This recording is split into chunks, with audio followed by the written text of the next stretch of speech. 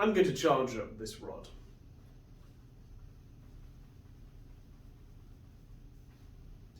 It is now a charged object. And what I have here is another rod that is not charged. And what I can see is it has absolutely no effect on this charged rod.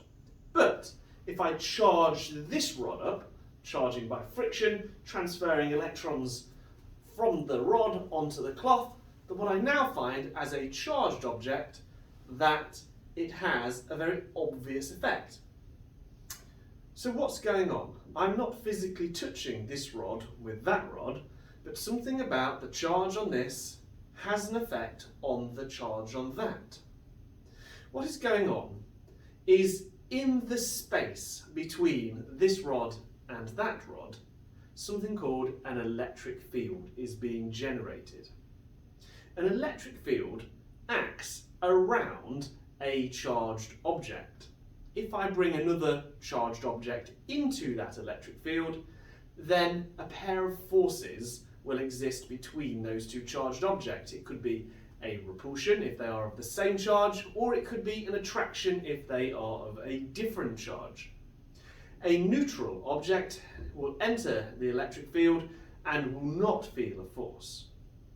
Now, the shape of an electric field really depends upon the object that is creating it.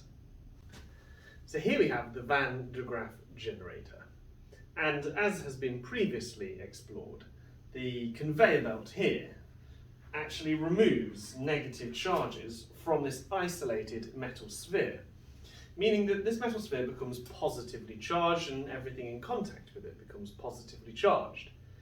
Now, that means that being totally positively charged, there is a repulsive force between all of the ball, but it's held together with stronger forces than that, so we don't see any effect.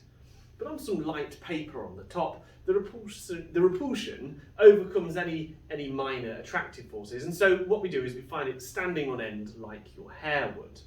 So if we turn this on,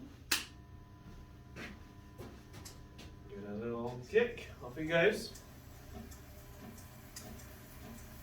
You can see that it's standing on end.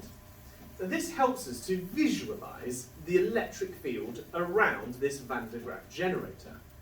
You can see that to start with, it is all very close together and these streamers get further and further apart. Now, if we were to draw the electric field around a hemisphere of metal like this, and we have this as positive, then the field lines would be radial, just like this. So we could draw them going in all directions like this.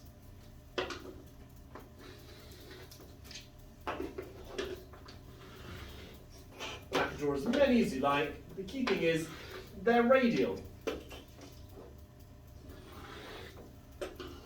And this tells us a number of different things. As you can tell, first of all, these lines are invisible. They're called field lines because all they do is indicate the shape, strength, and direction of the field. We can make the paper stand on end because of the existence of this field. Now, when we draw field lines, we always add an arrow to indicate the direction of the field. And at some point in the past, someone decided that a positive charge indicates the direction of that arrow. It's called test charge. So small and insignificant that it doesn't affect the field, but charged so that it feels the effect of the field. Now, a charged particle anywhere near this big charged positive ball is going to have the effect of being pushed away. So we draw the arrows on each of these field lines pointing away from the positive charge. So what does this tell us? It tells us about the shape of the electric field. It is radial, getting stronger close to the centre. How do we know it's stronger? Well, because the field lines get closer together. When they're really close, there's a very strong field, and therefore there's a strong force acting between two charged objects in this place.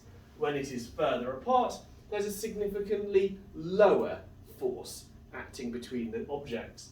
The arrows show the direction of the field. Now, of course, if we were to repeat, but we were somehow capable of making a negative charge build up on this same thing, then what we would find is that the field pattern would look pretty much exactly the same. The shape would not be different for a negative charge.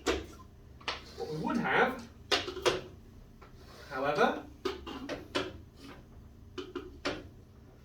is the field lines are pointing toward now. How would I represent a stronger field? Well, say for example there was more negative charge here, twice as much, then I would draw twice as many field lines, and that would increase the electric field strength at any particular point. It would double it.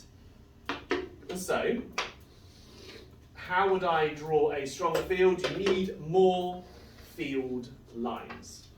Now this is the situation that you're going to be asked about in the exam. You should also be aware that it's possible to make charges appear not on a round hemisphere, but on a flat plate. So if I had a flat plate like this, and this was positively charged, and this side was negatively charged, what would the electric field look like here? Well, it actually looks like straight lines going between the two. It is a uniform field.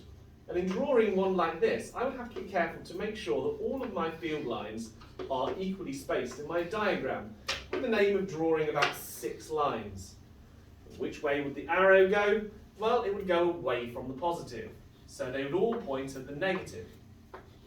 And there is a way of actually showing that the field lines are indeed parallel to each other between two metal plates. This is a Wimshurst machine. It's a device that enables me to build up a very large static charge and store them in these two jars. What I can do is connect these jars to these two metal plates that are parallel to each other. When a large charge builds up on one of these plates, an electric field will be produced. We can see that electric field through these small pieces of paper that we've attached to the plate. If it works according to the theory, we should see almost parallel lines of electric field. Let's give it a go.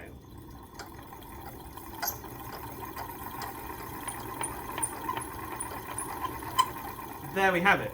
So it is possible to create a uniform electric field as well as a radial one.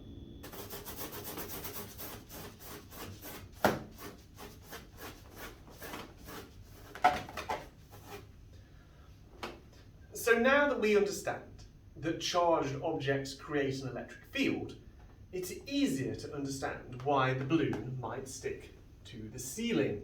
As we bring it close, the electric field from the balloon pushes charges away in the ceiling that leave just the opposite charges for it to attract to.